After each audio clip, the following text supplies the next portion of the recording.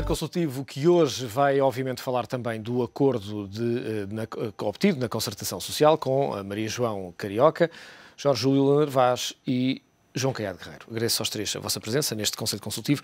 Maria João, começo por lhe perguntar que comentário faz deste acordo que foi obtido, embora sem a CGTP. Antes de mais, teria sido realmente ideal se tivesse podido ser um acordo pleno com a CGTP incluída, porque a situação é aqui e a inclusão de todos os parceiros sociais é fundamental, particularmente porque, e essa é a minha visão para já do acordo, sendo ele importante, sendo ele quase que incontornável, portanto alguma coisa ia ter que ser acordada. Maria João, eu vou interrompê-la exatamente porque está um problema, avisam-me que está com um problema no microfone e, portanto, não é possível ouvir aquilo que está a dizer e, portanto, muito deselegantemente retiro-lhe a palavra para passar ao Jorge Narvaz, relativamente a esta questão do acordo de concertação social. Bom, o acordo de concertação social, eu julgo que estiveram sentados à mesa, digamos, os parceiros sociais e o governo. Mas tiveram também outros poderes. Tiveram os poderes partidários e os poderes suprapartidários. Digamos que nós assistimos a uma representação da democracia. Neste caso, uma representação simbólica da democracia. Eu julgo que estamos nesta altura a entrar em interpretações de Platão. Ou seja, eu acho que a alegoria da caverna é uma coisa que encaixa muito bem na representação a que assistimos. Ou seja, quero eu dizer que a infâmia, que eu acho que era uma infâmia, que era acrescentar meia hora de trabalho aos trabalhadores, falando de competitividade, provavelmente o feriado de 1 de maio deixaria de fazer sentido para pessoas que já trabalham 8 horas e que passariam a trabalhar 8 horas e meia, não é? E, portanto, mais valia ter acabado com o feriado do 1º de maio, que justamente sinaliza o tempo máximo de trabalho de 8 horas. Ou seja, a brutalização das pessoas no trabalho, tirando-lhes tempos para partilhar com a família, tirando-lhes a capacidade de se enriquecerem culturalmente portanto, a capacidade das pessoas resistirem às adversidades da vida é um retrocesso, é uma contra-revolução, é um retrocesso social assinalável. De maneira que essa meia hora, enfim, foi bom o GT ter-se batido por isso e ter desaparecido a meia hora. Depois, há um conjunto de acordos que retiram, de facto, feriados, reduzem férias. Enfim, isso parece-me relativamente normal que isso possa acontecer periodicamente, porque, do ponto de vista da história, nós vamos acrescentando feriados e só de 100 a 100 anos, quando vem uma crise deste género, é que se retiram os feriados. De maneira que isso até são aspectos...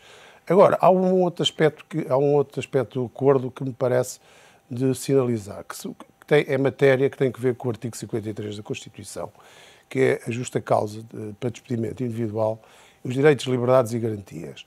E aí eu não sei se matéria de produtividade, matérias que para os juízes é difícil ajuizar se um despedimento individual por razões de quebra de produtividade, enfim. Bem, se a pessoa perdeu produtividade, nós normalmente há a curva da experiência, e as pessoas, quanto mais trabalham, melhoram a produtividade, porque isso é a regra geral. Portanto, se a pessoa quebra a produtividade é por razões de saúde ou por razões que têm a ver com outras coisas, e as pessoas mais precisam é de apoio nessas alturas do que propriamente de um processo de despedimento individual. Por isso eu acho que, em algumas coisas, a humilhação do cidadão, da cidadania e a humilhação do trabalho não podemos conviver com isso com facilidade. Portanto, parece que este acordo dá passos nesse sentido. Eu não quero dizer que dê passo. Eu quero dizer é que a existência de uma crise económica grave não pode levar, digamos, ao aparecimento de formas de relacionamento entre o capital e o trabalho que sejam humilhantes para o trabalho. E, portanto, a humilhação nem para o trabalho nem para os patrões, não é? Ou seja, a humilhação, digamos que a sociedade e os poderes, eu falo aqui dos poderes, os poderes têm que olhar com isso com alguma preocupação, não é?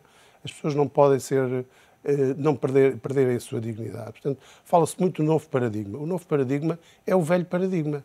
É o paradigma da dignidade da pessoa humana. E é esse paradigma que nós temos que defender nesta sociedade.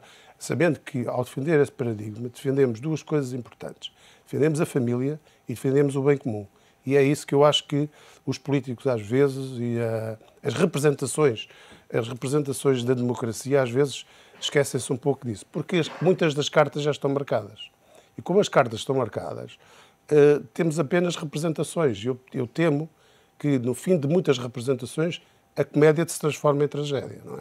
Portanto, é a única coisa que eu penso que estamos, de alguma maneira, em risco de poder assistir.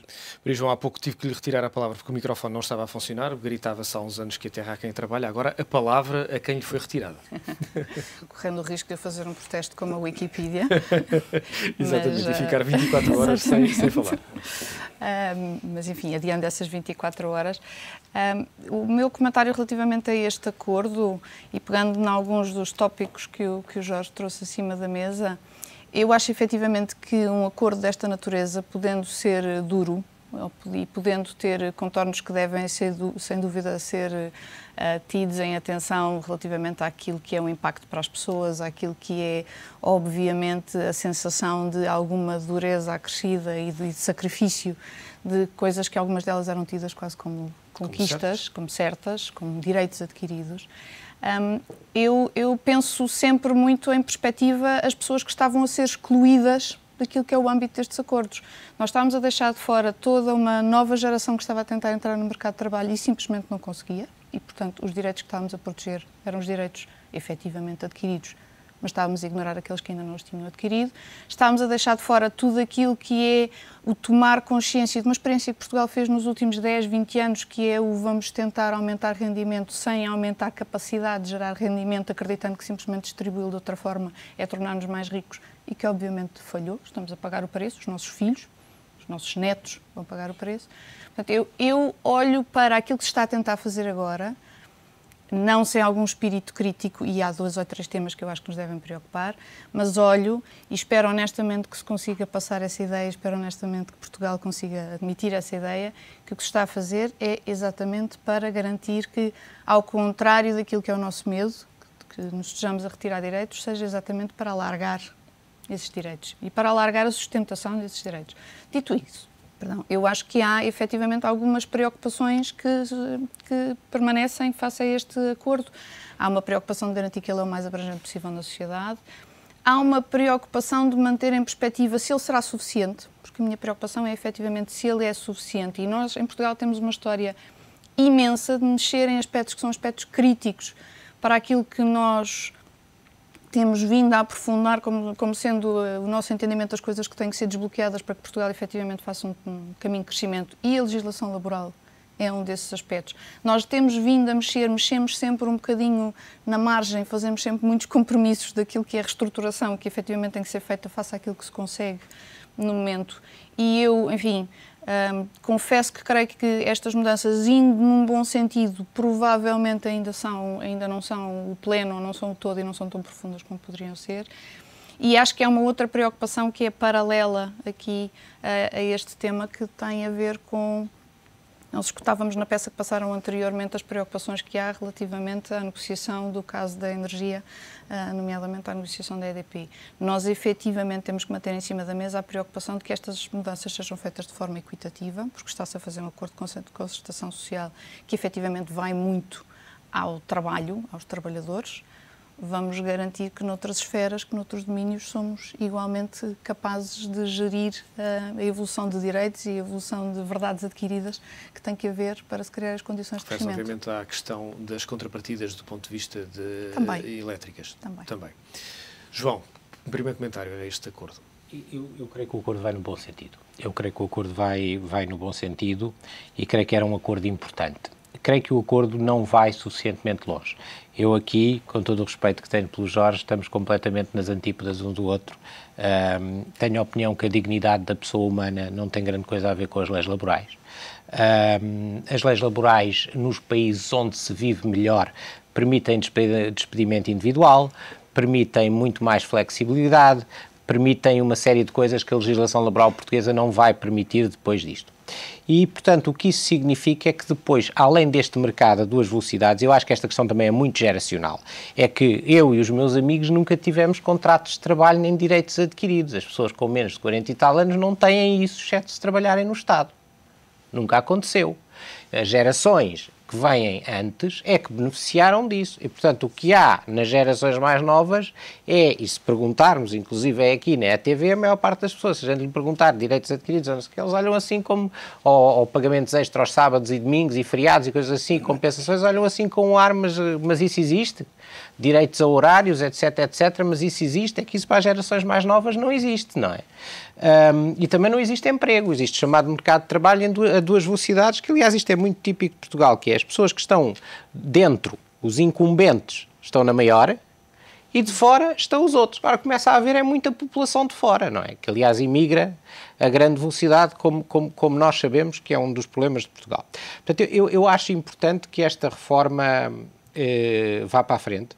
Queria saudar a UGT por a ter assinado. Acho que os trabalhadores portugueses, todos os trabalhadores portugueses, viverão melhor se as leis laborais forem mais flexíveis. A taxa de desemprego tenderá a longo prazo a baixar se as leis laborais forem mais flexíveis. Parece-me que a prática prova que os empregadores contratam mais se puderem despedir com mais facilidade. E nós temos aqui uma série de coisas, como este artigo da Constituição com a justa causa de despedimento, que é matéria que nem tem dignidade constitucional, nem devia estar, e faz pouco sentido. Quer dizer, faz pouco sentido que uma maioria em 1975, é uma maioria, aliás, especificíssima, porque este artigo é votado no verão quente de 75, tenha decidido coisas e plasmado coisas para as gerações todas seguintes, coisas que vão muito além daquilo que é o sistema constitucional, que é o sistema político. Não é? Porque, de facto, a Constituição de 76 no sistema político acertou. O nosso sistema político tem funcionado bem, tem funcionado muito melhor que o da Primeira República. Mas no resto, não. Portanto, eu acho que a lei laboral portuguesa vai no sentido razoável e até de nos tentar pôr a par com aquele que é um dos nossos grandes concorrentes no investimento, que é a Espanha. Infelizmente, a lei atual espanhola é mais flexível que a que nós temos e o Sr. Rajoy já assumiu que a vai tornar ainda muito mais flexível, precisamente para tentar reduzir o desemprego na juventude e nos mais novos, que é um dos grandes problemas que a nossa sociedade tem e é um dos grandes problemas que tem a Espanha também e a União Europeia, do modo geral. Do ponto de vista do processo, eu acho que a concertação social é importante, mas a concertação social em Portugal parece quase feita para não se avançar em reformas nenhumas. E aqui queria, como repeti, saudar a UGT e chamar uma vez mais a atenção para que a CGTP, que nunca assinou nenhum acordo, põe-se sistematicamente fora do sistema como se o problema não fosse deles. E isto tem a ver com uma coisa que é muito grave em Portugal, que é, há uma excessiva politização dos sindicatos. As duas grandes centrais sindicais são claramente afetas a partidos. A CGTP tem uma agenda política que é a do PCP, a UGT tem uma agenda política muito próxima do PS. E isso é grave, porque eles deviam estar lá para defender os interesses dos trabalhadores. Desta vez funcionou como sempre funcionou, a UGT toma a posição mais responsável, agora até escudada no acordo da Troika. Eu ouvi ontem o engenheiro João Proença dizer que isto foi uma vitória grande, que é o que aliás tem que defender. Eu também acho que isto foi uma vitória para os trabalhadores. Mas vitória no bom sentido, no sentido de lhes dar mais possibilidades futuras.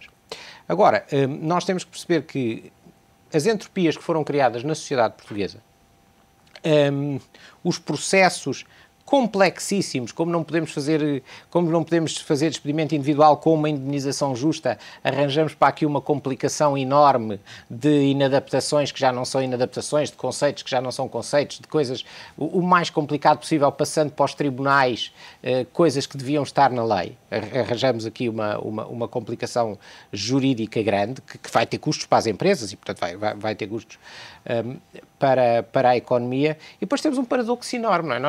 Nós temos e continuamos a ter um papão com o despedimento individual.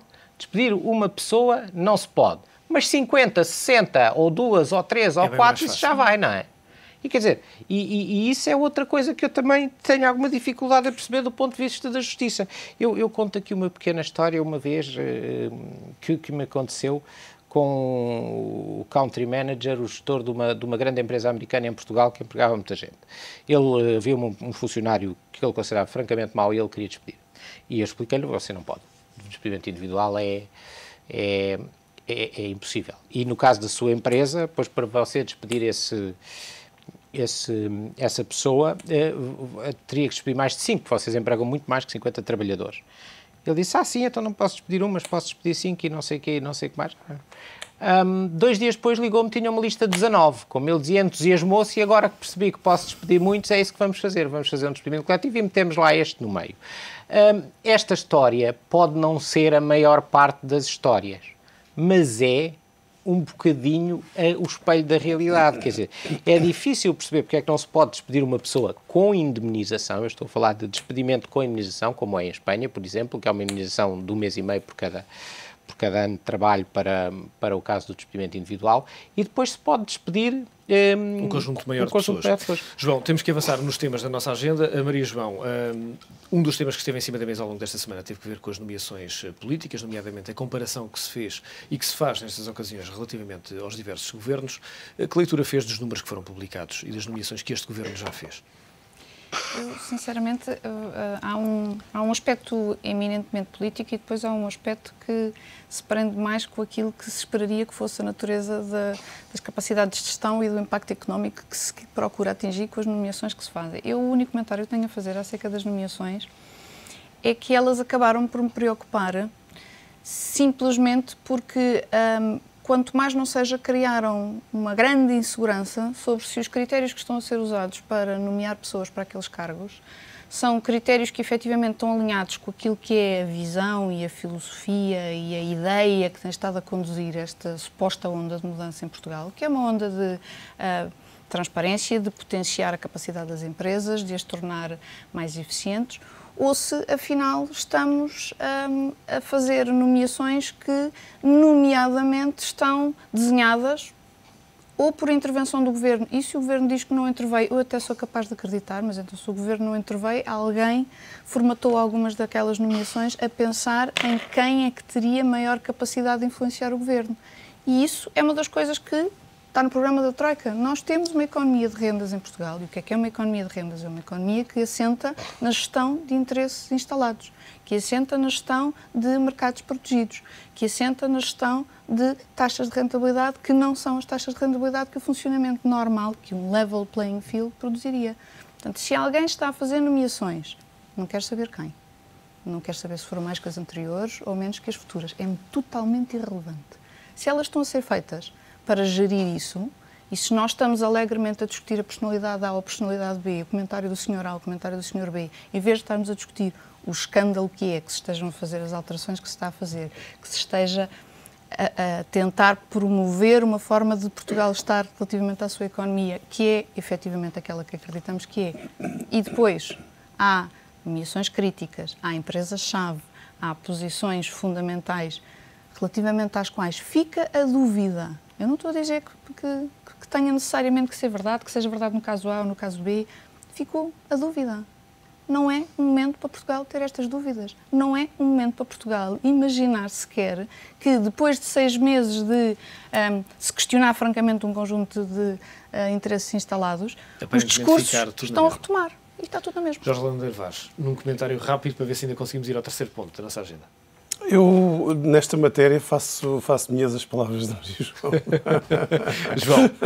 Eu não podia estar mais de acordo com o Jorge e com a Maria João, porque eu acho que há aqui uma coisa fundamental, que é, de facto, e só para fazer um resumo muito rápido, para pegar no ponto mais preocupante do que a Maria... podemos ir ao ponto seguinte. Exatamente. Do que a Maria João diz, é que já não é a questão de ser os governos a fazer as nomeações, mas delas aparecerem, porque a nossa sociedade pensa que aquelas são as pessoas que melhor conseguirão benesses governamentais, se o governo for o que temos, ou e noutro caso se for o do PS, e noutro caso não sei. Isso é um dos problemas mais sérios. Mais sintético do que o vosso comentário não podia ser. Maria João, houve descida do rating na semana passada, na sexta-feira.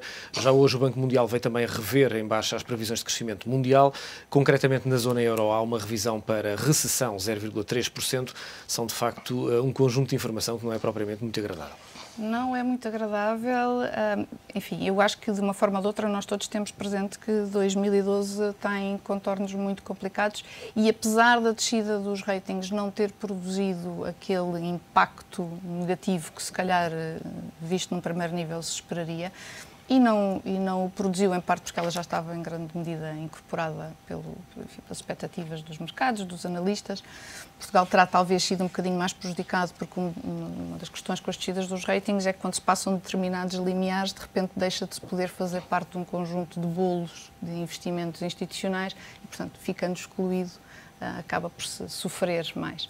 Agora, as projeções hoje do Banco Mundial, e enfim, eu ainda não as conheço em detalhe, para a Europa são preocupantes porque são, por assim dizer, vir alguém de fora e alguém que não está intimamente envolvido, por assim dizer, nos processos de tentativa de recuperar a economia europeia, vir dizer que efetivamente aquilo que nós vemos é preocupante e que aquilo que provavelmente tem estado a passar um pouco à margem da discussão, que tem a ver com os custos que esta situação vai ter, não apenas para as economias como a nossa, que estão diretamente no olho do furacão, mas também para as economias supostamente mais sólidas da zona euro. Essas economias também vão começar a sofrer se esta instabilidade se prolongar. A solução ainda não está lá. E o resto do mundo tem também fontes de instabilidade muito fortes. A China, já vimos nos últimos dias que está a tentar produzir algum ajustamento, já não está nos 2 dígitos de crescimento. A África tem boas notícias, mas o resto... Muito pouco agradável no futuro. Jorge Lander Vaz, tenho 1 minuto e meio para distribuir pelos 2. Então, meio minuto. Portanto, Portugal realmente ficou mal nesta revisão global das agências de rating da Europa. As agências de rating fazem parte de um processo, não será tanto uma questão política, como se ouve dizer, mas é uma questão de ganhar dinheiro. Ou seja, cada vez que o rating baixa, os juros sobem e os prémios dos CDS sobem. E, portanto, estamos a falar de bilhões, não é? De lucros que se estão a formar nos mercados. É a única coisa que está em jogo. E isso é que vai colocar muitos problemas ainda em 2012 e, portanto, vamos ter 2012 muito quentes em matéria de agências de rating, enfim, agitação nos mercados e, provavelmente, a criação de coisas muito novas que ninguém está à espera que aconteçam neste momento. João, comentário muito rápido. Muito rápido. Eu próprio tenho vindo a baixar o rating das empresas de rating. A S&P, a Fitch e a Moody's, eu tenho vindo a baixar o rating e acho que os mercados também têm vindo a baixar o rating delas e o próprio Mário Draghi dizia que tem que se começar a pensar noutro sistema. O grande poder das agências de rating vem até muito de legislação e de formas de permitir investimentos e eu acho que, do modo geral, toda a gente começa a pensar que se calhar estas empresas têm poder a mais e tem mesmo que se lhes descer o nível de influência. Este é um tema demasiado importante para ficarmos apenas com este comentário. Regressaremos a ele de hoje a 8 dias. Maria João Carioca, João e também Jorge Lander Vaz, agradeço a vossa presença neste Conselho Consultivo. Voltamos a ver-nos de hoje a 8 dias. Conselho Consultivo que regressa amanhã.